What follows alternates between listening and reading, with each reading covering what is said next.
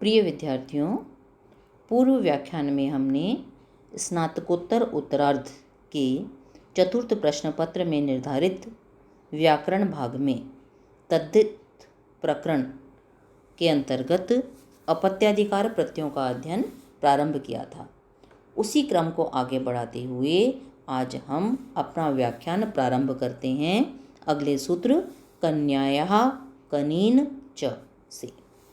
देखिए अब आप, कन्यायाः कनीन च क्या कहता है ये सूत्र।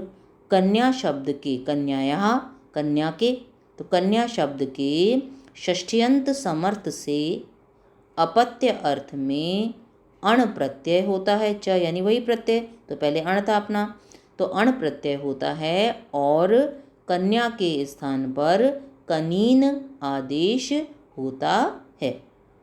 कन्या शब्द के षष्ठ्यंत समर्थ पद से अपत्य अर्थ में अण प्रत्यय होता है और कन्या के स्थान पर कनीन आदेश होता है। कन्या यानी अविवाहित महिला। तो कानीनः, उदाहरण बनाइए, कानीनः, तो कन्यायाः अपत्यम, कन्या की संतान, अविवाहित स्त्री की संतान। तो देखिए आप इसको, कन्यायाः षष्ठी का एक वचन है, कन्या षष्ठी एक वचन में णस प्रत्यय ले आया और अपत्य अर्थ में अण प्रत्यय आ गया आपका सामने आपने दिया। कन्यायाः कनीन च सूत्र से कन्या शब्द के षष्ठ्यंत समर्थ पद से परे अपत्य अर्थ में अण प्रत्यय प्राप्त हुआ।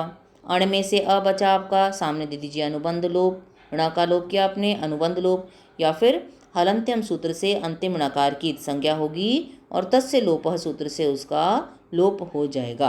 अब अगली पंक्ति में णस का भी लोप कर दीजिए, तो कन्या प्लस अ बच गया आपका।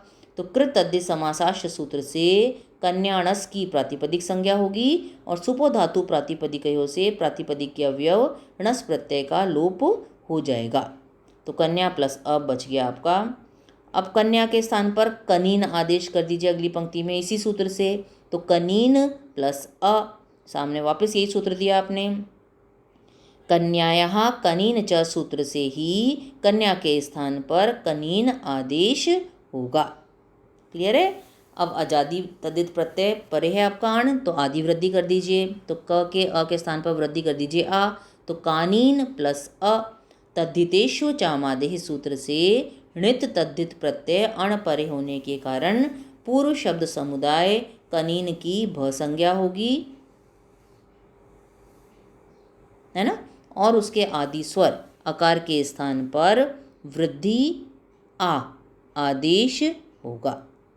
अब अगली पंक्ति में कानीन के अंतिम अ का लोप कर दीजिए, तो यचि भम सूत्र से आपने कानीन की भ संज्ञा की और यस्येति च सूत्र से भ संज्ञक कानीन के अंत्य अकार का लोप हो जाएगा। तो कानीन हलंत हो गया आपका, प्लस अ मिला दीजिए कानीन, इसके सामने कुछ नहीं लिखना आपको। अगली पंक्ति में विसर्ग लगा दीजिए कानीनः और उसके सामने दे दीजिए पुल्लिंग प्रथमा एकवचन में यह पद सिद्ध होता है। क्लियर है। अब अगले सूत्र पर आइए आप, राज श्वशुरात यत।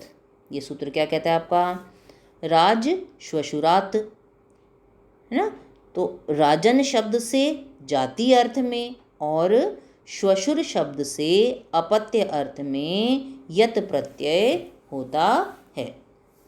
तो श्वशुर शब्द से अपत्य अर्थ में और राजन शब्द से जाति अर्थ में यत प्रत्यय होता है। दोनों उदाहरण देखिए इसके आप। पहला है आपका श्वशुर्य, तो श्वशुरस्य अपत्यम, लौकिक विग्रह हो गया ये आपका। श्वशुरस्य षष्ठी का एक वचन है, तो श्वशुर णस प्लस अपत्य अर्थ में यत प्रत्यय आ गया, सामने आपने दे दिया। राज श्वशुराद यत सूत्र से श्वशुर शब्द से अपत्य अर्थ में यत प्रत्यय प्राप्त होगा। यत में से य बचाइए, त का लोप कर दीजिए। हलंत्यम सूत्र से अंतिम तकार की संज्ञा होगी और तस्य लोप सूत्र से उसका लोप हो जाएगा, या फिर अनुबंध लोप भी आप लिख सकते हैं। समय और स्थान को देखकर देख लीजिएगा आप, जितनी जगह उसके अनुसार। अगली पंक्ति में णस प्रत्यय का भी लोप कर दीजिए। कृत तद्धित समासाश्च सूत्र से श्वशुर णस की प्रातिपदिक संज्ञा होगी और सुपो धातु प्रातिपदिकयोः से प्रातिपदिक के अवयव णस प्रत्यय का लोप हो जाएगा। तो बचा आपके पास श्वशुर प्लस य। अगली पंक्ति में श्वशुर, अब यत है ये आपका। देखिए आदि वृद्धि यहाँ नहीं कर सकते आप, क्यों? क्योंकि आपके पास आदि वृद्धि करने के दो सूत्र थे। पहला था तद्धितेष्व चामादे, वो कहता था णित या यत तद्धित प्रत्यय यदि सामने विद्यमान है तो आप आदि स्वर को वृद्धि कर दीजिए। और दूसरा था आपके पास किति च, वो कहता था कित तद्धित प्रत्यय यदि सामने विद्यमान है तो आप आदि स्वर की वृद्धि कर दीजिए। यत न तो आपका णित है, न यत है और न कित है, इसलिए आदि वृद्धि यहाँ पर नहीं हो सकती, उसका आप यहाँ पर प्रावधान ही नहीं होता है आपका। ठीक है, अब जब आदि वृद्धि नहीं हो रही तो अंत्य स्वर का लोप करिए।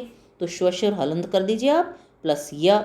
अब सामने दीजिए यचि भम सूत्र से यकारादि प्रत्यय यत परे होने के कारण पूर्व शब्द समुदाय श्वशुर की भ संज्ञा होगी और यस्यति च सूत्र से भ संज्ञक श्वशुर के अंत्य आकार का लोप हो जाएगा।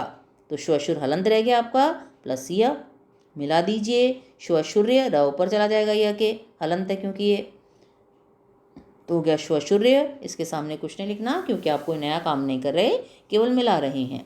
अगली पंक्ति में विसर्ग लगा दीजिए श्वशुर्यः और उसके सामने लिख दीजिए पुल्लिंग प्रथमा एक वचन में यह रूप सिद्ध होता है। ये तो श्वशुर शब्द का हो गया आपका उदाहरण।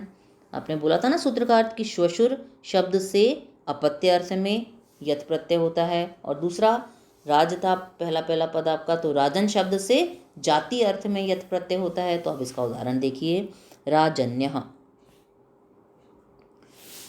राजन्यः का लौकिक विग्रह क्या हो गया? राज्ञ, राजा की संतान जाति अर्थ में है ना, तो राज्ञः अपत्यम जाति ही, राजा की संतान क्षत्रिय जाति। अब देखिए राज्ञ षष्ठी का एक वचन है, तो राजन मूल शब्द है आपका, षष्ठी एक वचन में णस प्रत्यय आ गया प्लस यत अपत्य अर्थ जाति अर्थ में ले आया आप। सामने दे दिया आपने राज श्वशुरात यत सूत्र से राजन शब्द से परे जाति अर्थ में यत प्रत्यय प्राप्त हुआ। यत में से य शेष रखिए अगली पंक्ति में, तो राजन णस प्लस य सामने आपने दे दिया। हलंत्यम सूत्र से अंतिम तकार की संज्ञा होगी और तस्य लोप से उसका लोप हो जाएगा या फिर अनुबंध लोप। अगली पंक्ति में णस का भी लोप कर दीजिए, तो राजन प्लस य रह गया आपका। कृतद्धि समासाश्य सूत्र से राजन णस की प्रातिपदिक संज्ञा होगी और सुपो धातु प्रातिपदिकयों से प्रातिपदिक के अवयव णस प्रत्यय का लोप हो जाएगा। क्लियर है यहाँ तक? अब अगली पंक्ति, यहाँ पर आदि वृद्धि की आवश्यकता ही नहीं है आपको और वह कर भी नहीं सकते क्योंकि न णित है, न यत है और या न कित है ये। तो अगली पंक्ति में आप वापस ऐसा कैसा लिखिए, राजन प्लस य, क्योंकि टी का लोप प्राप्त था लेकिन हम नहीं करेंगे, तो सूत्र क्या लिखेंगे? यचि भम सूत्र से राजन की भ संज्ञा होगी, है ना, पूरा अर्थ क्या है इसका? यचि भम सूत्र से यकारादि प्रत्यय यत परे होने के कारण पूर्व शब्द समुदाय राजन की भ संज्ञा होगी। नस तद्धिते सूत्र से नकारांत भ संज्ञक अंग राजन की टी अन का लोप प्राप्त होता है, किंतु ये चाभाव कर्मणों सूत्र से कर्ता अर्थ में यकारादि तद्धित प्रत्यय परे होने के कारण राजन की टी अर्थात अन का लोप नहीं होगा। क्लियर रखिए इसको, है ना।